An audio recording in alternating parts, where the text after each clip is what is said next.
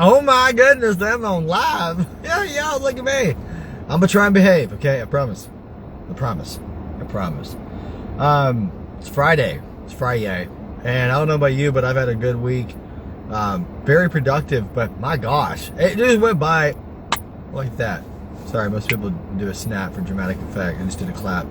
But I don't know about you, but when it comes to just all the trends and everything that's going on, there's a huge trend early this morning about regret, and over on TikTok it was talking about just not letting it control your life and your happiness and your joy. And I thought it was interesting because I was like, dude, that's like part of my like heartbeat is when it comes down to the things that are holding anyone back. It has nothing, no matter what we do. Sorry, I had to turn my air down. I realize it's probably loud, but it's amazing, really, truly. When it comes down to the things that we should have, could have, would have done when we lose someone, our immediate reflex sometimes is to try and think of what we could have done better, right? Yeah, how many times have those who are going to catch the replay? How many of those have tried to go back, or just try to entertain that feeling, right? You try to entertain the feeling of wanting to go back and turn back the clock, and you and I both know you can't do that. And all it does is that feeling and burying yourself mentally into that pocket of time, so to speak, in the memories and reliving it over and over again doesn't do you any good as far as making progress in your own life. Because when a person's presence is gone, like when they die, what happens is, there's a void inside of our chest. Like, we miss them, we crave them. Because here's the thing, grief is the exact picture of what happens when we're alive, okay?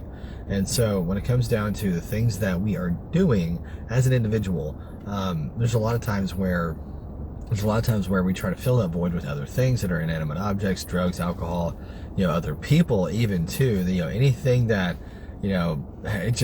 we always try to do that in substitution of us actually living our own life. Alex, what's up, dude?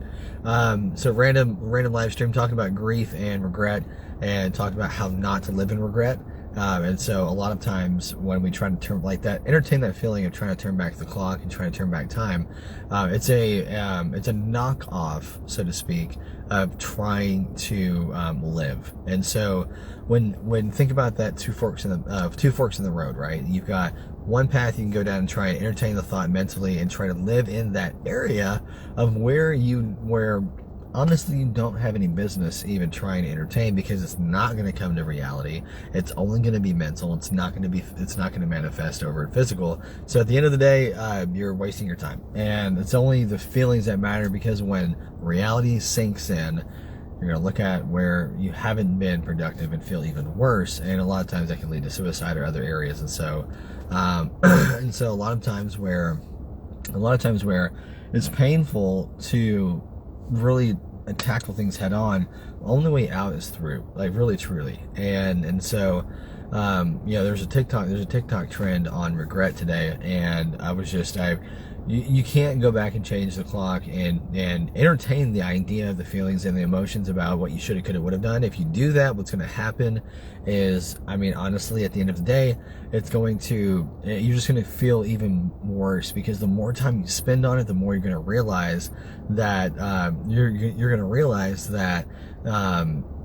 that time you could have been living, and you can't again turn back the clock. And so biggest thing is that forgive yourself for what you could have, should have, would have done.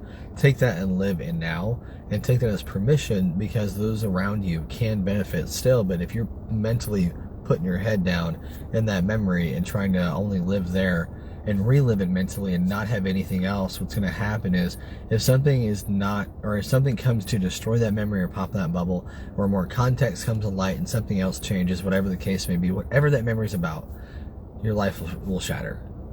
And so it's just interesting, because when it comes to grief, when it comes to the amount of things that we should have or would have or could have done, take those as a bullet point list of what you can do now with those around you. There's no point in living in regret. You can't. This is not a episode of Doctor Strange and you cannot, you can't even turn back time. If y'all have watched the What If series, you even realize that. Sorry, I'm not going to spoil anything. I am going to hold my tongue because I am a big Marvel nerd. So forgive me for that. But when it comes down to the What If series, it actually just explains Doctor Strange 2 and what's going to happen in that movie. So, but anyways, one of the biggest things for burying our head in a memory, it's not going to do us any good, because with those feelings and emotions, they literally cannot transfer over into physical reality. At the same time, when something tries to, or even unknowingly comes to destroy that memory, or it comes to add more context to it, to change the narrative, I mean, anything. It could be anything. And what's going to happen is your life's going to you're going to start going through some struggles, because a lot of different things are attached to that. You know, a lot of times you get so comfortable in that whole entire that entire time frame with that loved one, to where if you build anything off of, like, if you build your confidence off of anything that may have happened in that time frame with them, what's going to happen is that's going to change. There's a lot of different offshoots to those things, and so it's important to, you know, not to live there, but to move on and live life and have that permission to breathe and be creative, to imagine big. I mean, to go have fun and go explore, go have an adventures of what you thought you could have done. Go do it now. Like, why not? Like, there's nothing holding you back. Nothing. If money and time wasn't an issue, what would you do? Kind of thing. I mean, seriously, think about it. And what can you start with today? Like, do something for yourself. Like, stop trying to always, be there for other people. Like, be there for yourself. Like, for real. Be there for yourself, and stop trying to,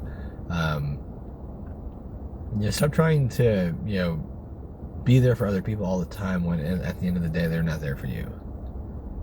Go where you're celebrated, not where you're tolerated, right? And that's where, and it's important. It's very important to value your own well-being over the well-being of other people, and prioritize yourself over others, because at the end of the day, the only person you can control is yourself, and the only person you're responsible for is yourself.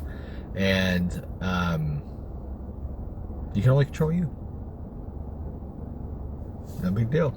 And so it's important just to remember that, and that way, when something that you realize you could have done better, you don't live in that just dark cloud, wet blanket type of weight and feel, that you really unpack that, reverse engineer it into what you can do now. And just remember that it's going to be okay. That even though you make mistakes and people screw up, just understand it's going to be okay. Catch you later.